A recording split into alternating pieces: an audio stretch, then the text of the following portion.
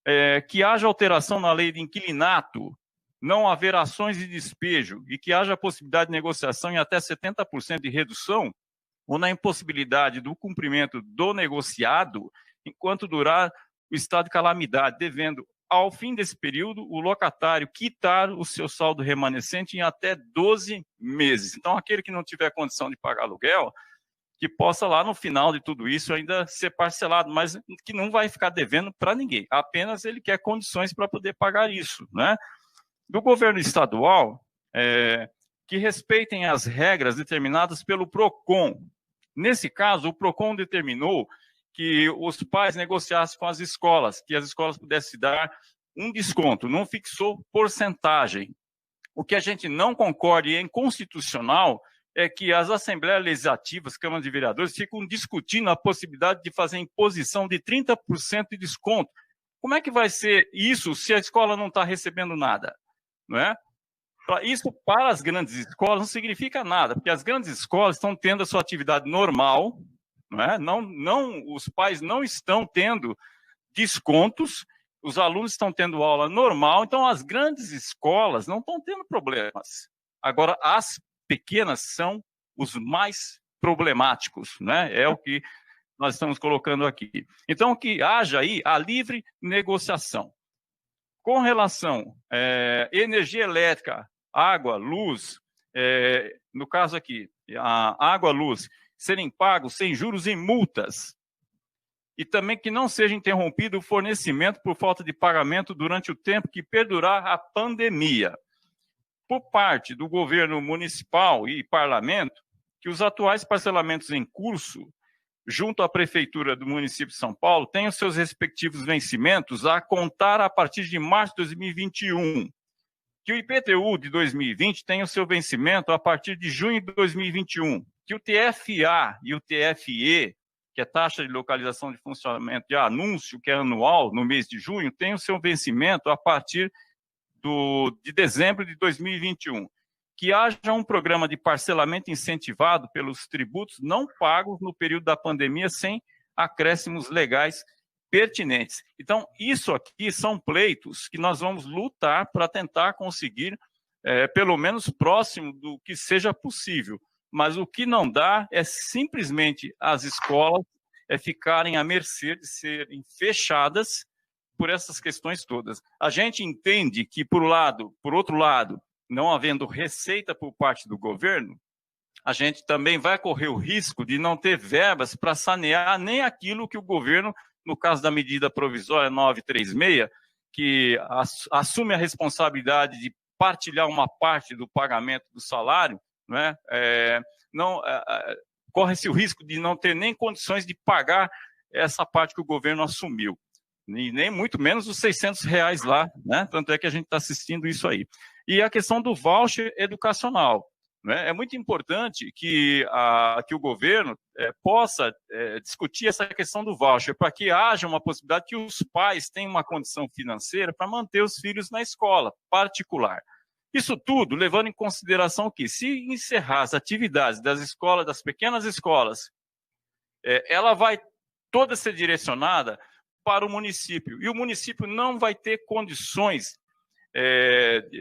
de matricular todas essas crianças, até porque o seu orçamento está colocado em 25%, né, do orçamento da cidade de São Paulo. Então fica aí um grande desafio para a gente colocado, e a gente espera muito do bom senso dos nossos vereadores, dos nossos deputados, dos governos aí do executivo, para que a gente consiga ter uma solução para este caso que a gente está tendo nesse momento aqui. Tá? Então, essas são as nossas solicitações aqui, por parte da ASSIST, da CEFOPES, que é a Associação das Escolas, por parte também de uma entidade que a gente criou aqui, que é a Aliança para a Educação Infantil, onde nós estamos recebendo aqui um volume muito grande, que era a nível de São Paulo, depois acabou virando nacional, porque tudo que a gente faz aqui em São Paulo, os estados do Brasil inteiro estão acompanhando a nossa movimentação para servir de base para eles nas reivindicações nos estados deles. Então, nós estamos assim. Então, o que a gente espera do vereador Reis? O que a gente espera do Rui Falcão, né? O que a gente espera do governo? Que nos atendam. Se vamos conseguir, o tempo vai dizer, mas a gente quer apoio de vocês, nossos representantes, para que a gente consiga trazer aí pelo menos um alento para que as escolas possam continuar. Vamos ouvir agora o Wilson. Bem,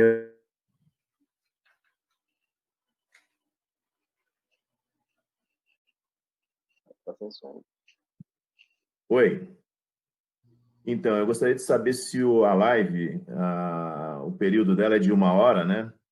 Se for, serei o mais breve e sucinto possível, para não ultrapassar aí o tempo aí para que vocês encerrem aí a live, né? Ouvir todos os colegas aí, né?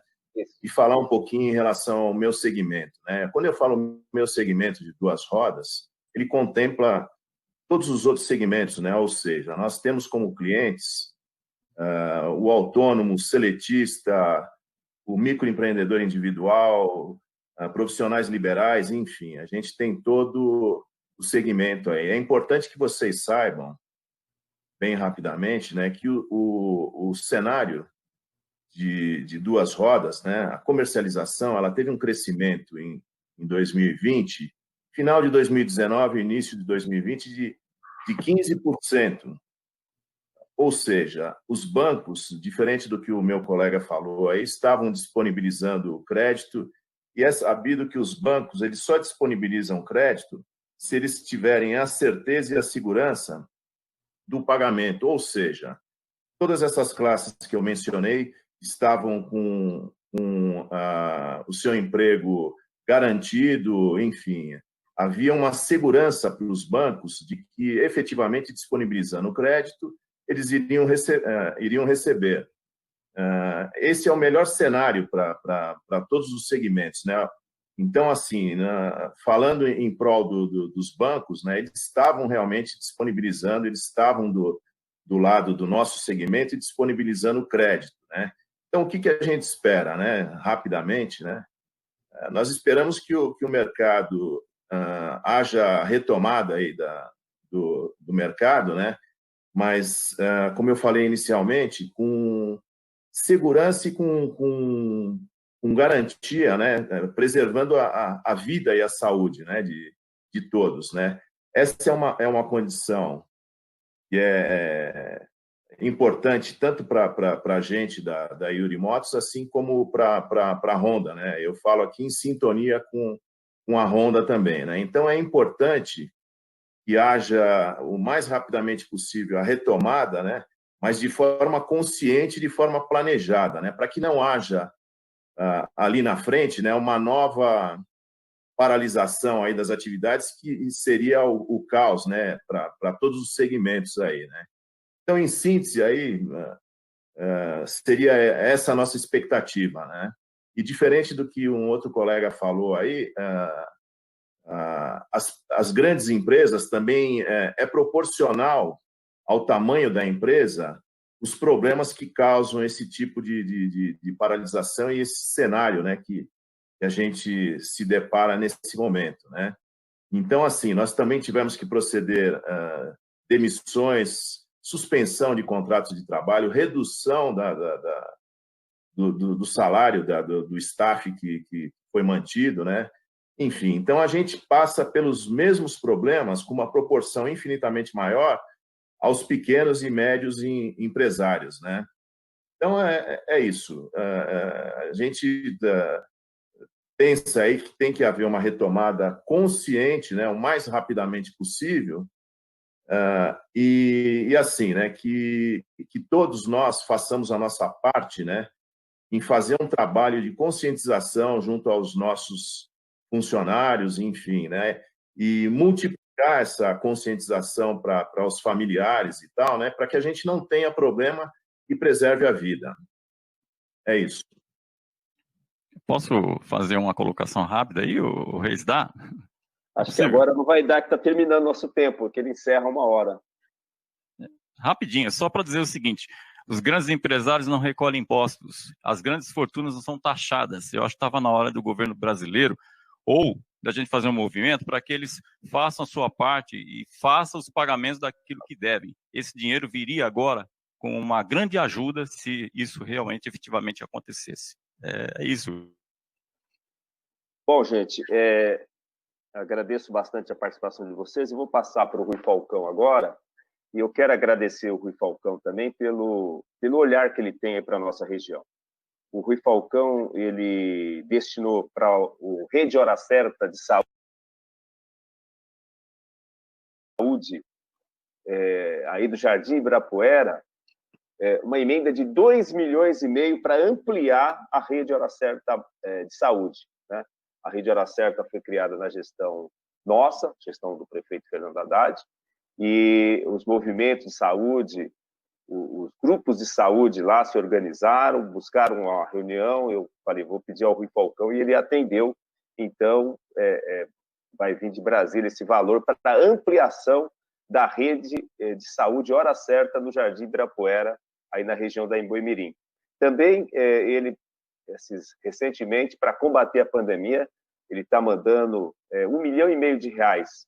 R$1 milhão para o Hospital do Campo Limpo, para custeio do Hospital do Campo Limpo, e R$500 mil para custeio do Hospital do Tatuapé.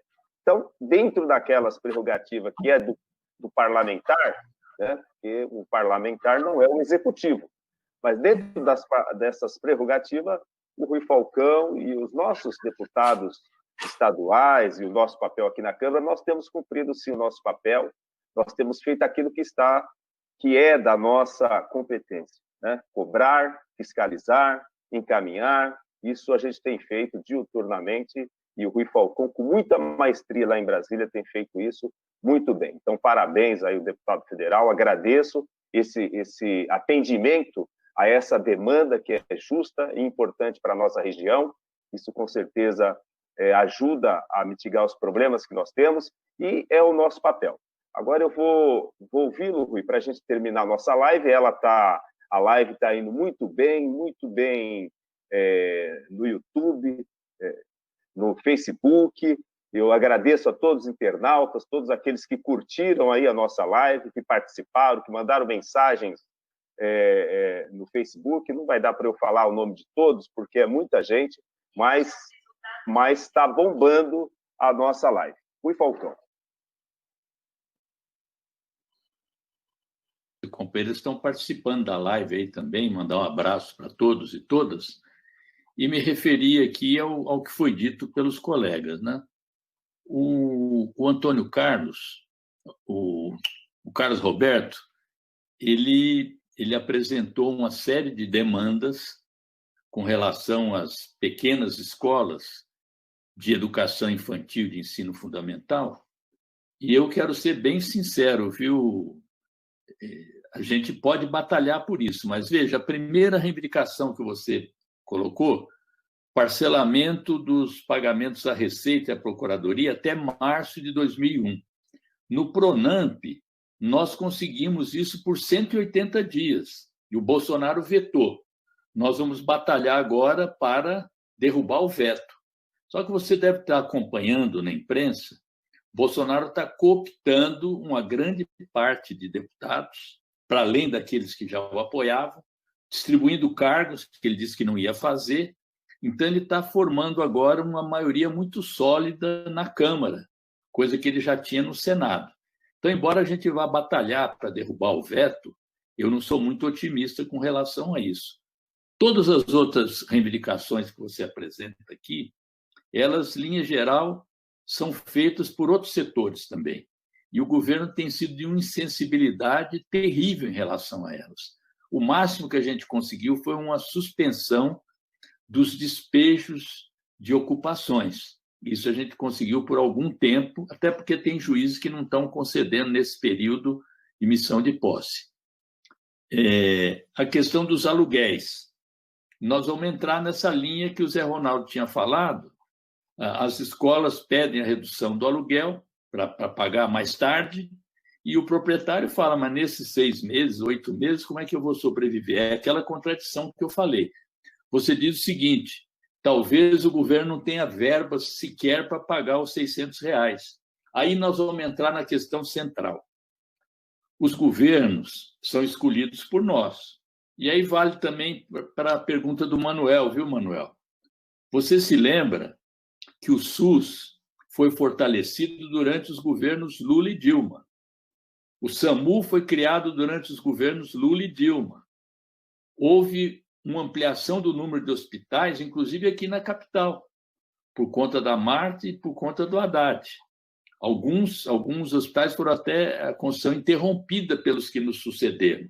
Agora, o que vem acontecendo desde que teve o golpe e daí em seguida? Primeiro, tiraram 40 bilhões da saúde, que era a CPMF. Isso foi derrubado ainda no governo Lula. Segundo, tem uma coisa terrível agora, que é a emenda 95. O que é a emenda constitucional 95? Congelou o orçamento por 20 anos. Então, começaram a diminuir os recursos para a saúde, para a educação.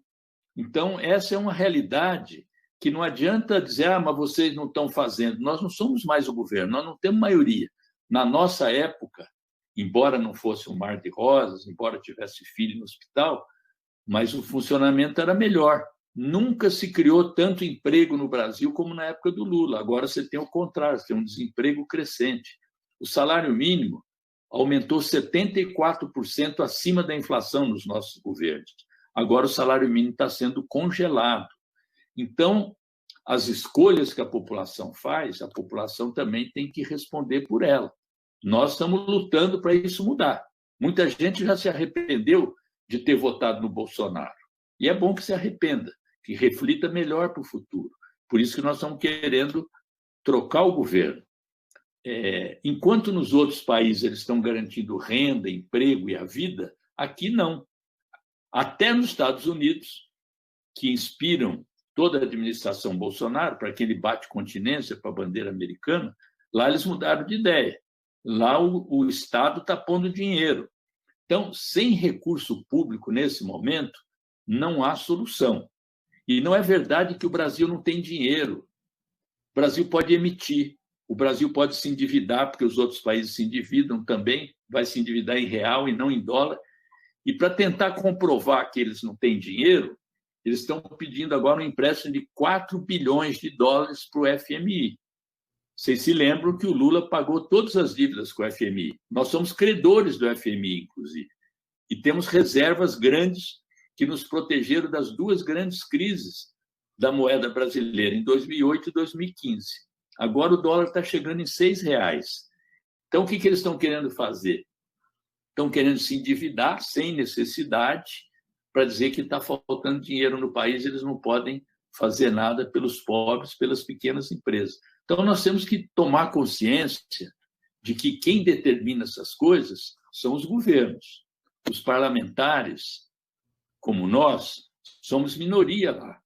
A população elegeu, junto com o Bolsonaro, uma bancada numerosa que vota contra essas reivindicações de vocês aqui, que vota contra as pequenas escolas e mais.